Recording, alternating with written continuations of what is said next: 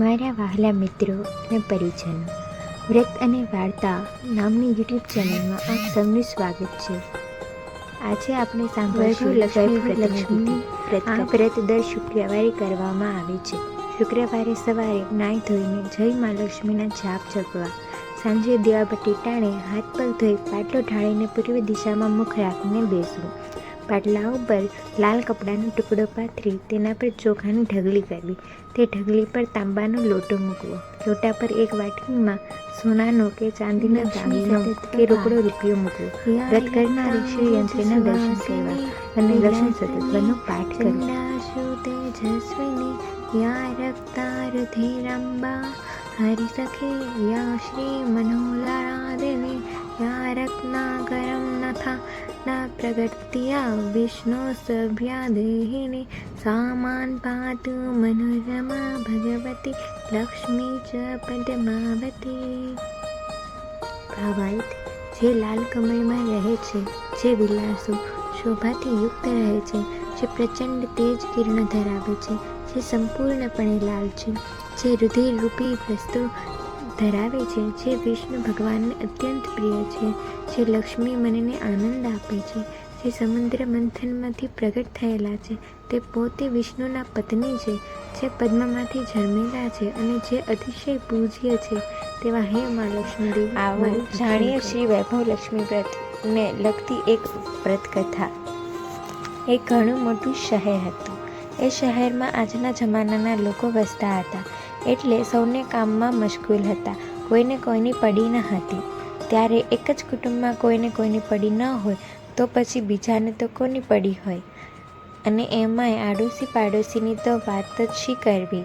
અને જ્યાં આગળ આવવું હોય ત્યાં આગળ ધાર્મિક પ્રવૃત્તિઓ તથા દયામયા ક્યાંથી હોય, સ્વાભાવિક રીતે ઓછા થઈ ગયા હતા.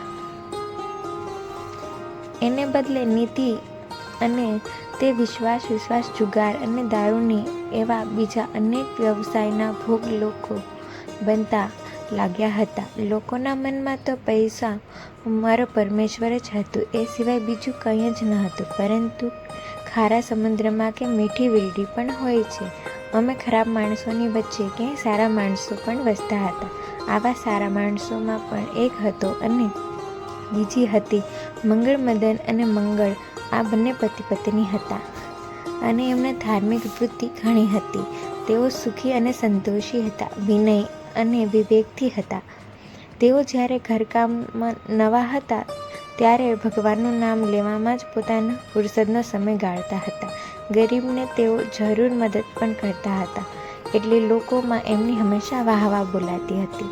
પરંતુ કેટલીક વખત ભગવાનને પણ માનવાની અદેખાઈ આવે છે. પરંતુ ભગવાનની ઈચ્છાને કોઈ પાર પામી શક્યું છે તે આપણે પામી શકીએ. જ્યારે ભગવાન કોઈ માનવીને આપણા ઈચ્છે ત્યારે છપ્પર ફાડીને આપે છે અને જ્યારે લઈ લેવું હોય ત્યારે એની પાસેથી એક પૈસો પણ રહેવા દેતા નથી. મંગળાનો પતિ મદદ અળવા રસ્તે ચડી ગયો અને પહેલાં એક દારૂડિયાની અને પછી જુગારીઓની સોબત થઈ ગઈ.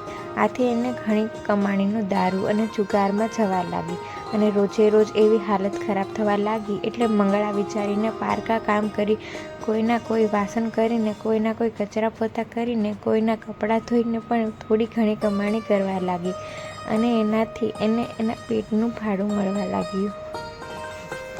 મંગળા પોતાના કુટુંબની છાશ રોટલો ખવડાવીને ભરણ પોષણ કરવા લાગી. પરંતુ મદન સવારનારે તેની પત્ની મંગળાને મારીને પણ દાગીના પડાવી ગયો અને મધ અને દારૂની વેચીને એમાંથી જ પૈસા આવે તેનો દારૂ પીધો ગયો. આમ જે ઘરમાં એક દિવસ ભગવાનનું નામ લેવાતું હતું એ જ ઘરમાં દરિદ્રતા અને ભૂખમરો જેવી સ્થિતિ સર્જાઈ ગઈ. પરંતુ મંગળા સમજુ હતી અને એક દિવસ વિચાર કરતી બેઠી હતી, ગયા ભાવના અમારા કોઈ ખરાબ કર્મોના લીધે અમારા ઘરની સ્થિતિ એવી થઈ ગઈ છે. પરંતુ હવે અમારે સમજવું જોઈએ, ભૂલ્યા ત્યાંથી ફરી ઘણું જોઈએ, જાગ્યા ત્યાંથી સવાર ગણવું જોઈએ. દુઃખ પછી સુખ આવવાનું જ હોય છે, એટલે અમારે હવે ભગવાન પર શ્રદ્ધા રાખીને પ્રભુ ભક્તિમાં દિલ જોડવું જોઈએ. આ વિચાર કરીને મંગળા તો પ્રભુ ભક્તિમાં લીન રહેવા લાગી અને સમય મળે ત્યારે ચિંતા કરવા લાગી કે ખરાબ માર્ગે ચડી ગયેલો મારા પતિને મારે સાચા માર્ગે ચડાવવા કેવી રીતે. એ તો આખા દિવસ જ કંઈ થોડી ઘણી કમાણી કરતો હતો તે બધી દારૂમાં ઠાલવી દેતો હતો. રોજ રાતે સૂતી વખતે મંગળા ભગવાનનું નામ લઈને સૂતી અને લક્ષ્મી દેવીની 5 માળો કરીને પછી આંખો બંધ કરીને એક દિવસની વાત છે. 5 માળા પૂરી કરીને એને લક્ષ્મી દેવનું નામ લઈને સૂતી વખતે અડધી રાતનું સ્વપ્ન આવ્યું. સ્વપ્નમાં એની સાક્ષાત લક્ષ્મીજી દેખાય છે. એક ડોશીનું રૂપ ધારણ કરીને આવ્યા હતા, છતાં એમના મોઢા ઉપરનું તેજ તો જતું રહેતું નહોતું. માજીને જોતાં જ મંગળાએ પૂછ્યું, અને માજી આપ કોણ? આપને ઓળખાણ ના પડી. અરે મંગળા, તું મને નથી ઓળખતી? હા માજી, મને યાદ નથી આવતું. અરે મારી બેટી મંગળા, તું તો દર શુક્રવારે લક્ષ્મીજીના મંદિરમાં આવતી હતી. આપણે ઘણા ભેગા મળીને લક્ષ્મી દેવીના ભજનો ગાતા હતા. આ બધું શું ખરેખર ભૂલી ગઈ છે? અરે માજી, મને તો કંઈ યાદ આવતું નથી. એમ કહીને માથું ખંજોળવા યાદ કરવા લાગી. તો મહાલક્ષ્મી દેવીના મંદિરમાં ભજનો આવતી હતી કે નહીં? આ માજીએ તો મને થોડું યાદ છે. તો ભજનો ગાતી હતી એ વાત સાચી, પણ મને તે યાદ નથી આવતું કે મેં આપને ત્યાં આગળ જોયા હતા. પણ તું તો હમણાં ઘણા દિવસથી ત્યાં આવી નથી, પછી તમને ક્યાંથી યાદ હોય? માં, હમણાં એ અવળે રસ્તે ચડી ગયા છે અને તેથી અમારી આર્થિક સ્થિતિ ખૂબ જ ખરાબ થઈ ગઈ છે, એટલે આવી શકું એમ નથી. બેટા, તારી વાત જાણતા જ હું સમજી ગઈ છું. પહેલાં તો મને એમ થયું કે કદાચ તું સાંજે માનવી થઈ હોય, પરંતુ પછી તપાસ કરવા જાણવા મળ્યું કે તારો પતિ મત દારૂડિયો બની ગયો છે અને પરિણામે તમારી સ્થિતિ ખૂબ બગડી ગઈ છે. આમ કહીને માજીએ મંગળાને વાસામાં હાથ ફેરવવા માંડ્યો અને તેથી મંગળા ધ્રુસકે રડવા લાગી. પછી મંગળાએ માજીને કહ્યું, બેટી મંગળા, તું જરાય ગભરાઈશ નહીં. સુખ દુઃખ એ તો માનવીના જીવનમાં આવ્યા કરે છે. તું ધીરજ રાખજે. હું પોતે જ લક્ષ્મી દેવી છું અને રૂપ બદલીને તારી ખબર કાઢવા આવી છું. તારો પતિ પણ થોડા વખતમાં જ સુધરી દેશે, પરંતુ તારે એક વ્રત કરવું પડશે. વ્રત તો જરૂર કરીશ માં, તમે કહેજો એ વ્રત કરીશ. મને કહો, જરૂર કહો, મારે કયું વ્રત કરવાનું છે? બેટી, જો તું લક્ષ્મીજીનું વ્રત કરે તો તારા સાસરામાં થઈ જાય.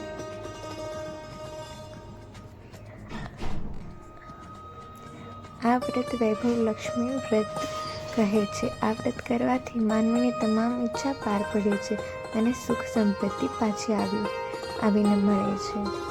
પરંતુ માં, વ્રત મારે કેવી રીતે કરવું? જો બેટી સાંભળ. આમ લક્ષ્મી માતાજી પોતાના અલગ રૂપ ધારણ કરી શ્રી વૈભવ લક્ષ્મી વ્રતની વિગત કહેવા લાગ્યા. હવે લક્ષ્મી વ્રત સામાન્ય રીતે દર શુક્રવારે કરવામાં આવે છે. જેમાં સંતોષી માતાના વ્રત શુક્રવારે કરવામાં આવે છે, તેમ વૈભવ લક્ષ્મી વ્રતમાં શુક્રવારે કરવામાં આવે છે. તેમ વ્રત કરનારે શુક્રવારે સવારે વહેલા ઉઠી નાહી ધોઈને ધોયેલા ચોખ્ખા કપડાં પહેરી આખો દિવસ જય માં લક્ષ્મીના જાપ કરવા બરાબર એ દિવસે કોઈની પણ નિંદા કરવી નહીં અને આખો દિવસ સારું કામ કરવું, ખરાબ કામે દિવસે કરવું નહીં. સારું, પછી સાંજ પડે એટલે દીવો કરીને હાથ પગ ધોઈને એક બાટલો કાઢીને પૂર્વ દિશા તરફ મોં રાખીને બેસવું. પછી પાટલા ઉપર રૂમાલ પાથરવો અને રૂમાલ ઉપર ચોખાની ઢગલી કરવી. આ ઢગલી ઉપર ચોખાનો પાણી ભરેલો લોટો મૂકવો. બરાબર બંને ત્યાં સુધી આ લોટો તાંબાનો ન હોવો જોઈએ અને ફોટાની ઉપર એક નાનકડી વાટકી મૂકવી. એ લોટાની ઉપર નાનકડી વાટકી મૂકવી. આ વાટકીમાં સોનાનો એકાદ નાનકડો દાગીનો મૂકવો. જો દાગીનો ના હોય તો ચાંદીની વસ્તુ મૂકવી અને એ પણ ના હોય તો રોકડો રૂપિયો પણ ચાલે. એની આગળ ઘીનો દીવો પ્રગટાવી પછી અગરબત્તી સળગાવી. છેલ્લે ચોપડીની આગળના ભાગમાં આવેલા શિવયંત્રીના દર્શન કરવા. લક્ષ્મી શતકનો પાઠ કરો. ઘણું સરસ. પછી વાટકીમાંનો જે દાગીનો અથવા રૂપિયો મૂક્યો હોય તેને હળદું કંકુ અને ચોખા ચડાવવા અને એની પૂજા કરવી. આ વખતે વાટકીનો જે દાગીનો કે રૂપિયો હોય તેની ઉપર લાલ રંગનું ફૂલ ચડાવવું. સાંજના બનાવેલી રાખેલી કોઈ પણ ગળી વસ્તુનો પ્રસાદ ધરવો.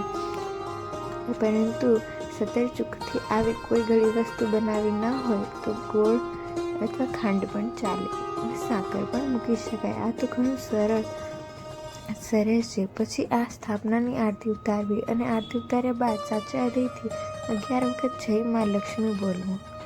પછી વાટકીમાંનો દાગીનો કાઢી લેવો. લોટાનું શુદ્ધ પાણી તુલસી ક્યારે રેડી દેવું. ચોખાની ઢગલી પક્ષીને ચણમાં નાખી દેવી. આ વિધિ કંઈ ખાસ અઘરી નથી. આમ વ્રત જો વિધિપૂર્વક કરવામાં આવે તો એનું ફળ ચોક્કસ મળે છે. માનવી જો કોઈ દુઃખ હોય તો દૂર થાય છે અને ધનની રેલમ છેલ થાય છે. આ વ્રત 11 કે 21 શુક્રવાર સુધી કરવામાં આવે છે. આટલા શુક્રવાર પૂરા થાય પછી તેને ઉજવવામાં આવે છે. છેલ્લા શુક્રવારે જ્યારે ઉજવણું કરવાનું હોય ત્યારે આ બધી વિધિ ઉપરાંત નારિયેળ વધેરવામાં આવે છે, ખીરનો પ્રસાદ કરવામાં આવે છે. રાજકુમારીઓને અથવા સૌભાગ્યવતી બહેનોને કંકુનો ચાંદલો કરી શ્રી વૈભવલક્ષ્મી વ્રતની એક ચોપડી આપવામાં આવે છે. આમ કહી ડોશીમાં સ્વરૂપે સ્વપ્નમાં આવેલ શ્રી લક્ષ્મી દેવીના અંતર ધ્યાન થઈ ગયા અને એ જ દિવસે મંગળવાર ઉઠતા વેદ નક્કી કરી લીધું કે હું પણ માં લક્ષ્મીનું વૈભવલક્ષ્મી વ્રત ચોક્કસ કરીશ. અને પછી શુક્રવારથી જ આ વ્રત શરૂ કરી દીધું. વ્રતના 3-4 શુક્રવાર ગયા હતા તો મહિલાનો પતિ મગનની આંખ ઉઘડી ગઈ. આટલા સમય દરમિયાન એને અનેક ઠોકરો લાગી એટલે એની આંખો ગળવા લાગી અને એ ધીમે ધીમે સુધરવા લાગી. થોડા દિવસમાં તો એ સવાંગ સંપૂર્ણ સુધરી ગયો અને શુક્રવાર પૂરા થાય ત્યાં તો તે અગાઉ હતો એવો સજ્જન માણસ થઈ ગયા. અને 11 શુક્રવાર આવે ત્યાં મંગળવારે વ્રતનું ઉજવણું કર્યું અને મંગળ હોય ત્યાં સુખી થવા લાગી. એટલે જ્યાં આગળ ધાર્મિક વાતાવરણ હોય, શ્રી લક્ષ્મી દેવીની આસ્થા હોય અને એમનું પૂજન અર્ચન થતું હોય ત્યાં આગળ કોઈ પણ જાતનું દુઃખ રહે ખરું? મંગળા અને મદનનીશને શ્રી લક્ષ્મી દેવી જેવા ફળ્યા એવા સૌને વૈભવ પાછો આપજો. એવા સૌને જો તમને આ વિડીયો પસંદ આવ્યો હોય તો અમારી ચેનલ વ્રત અને વાર્તા બાય ગીત નામની યુટ્યુબ ચેનલને સબસ્ક્રાઈબ કરો. વિડીયો પસંદ આવ્યો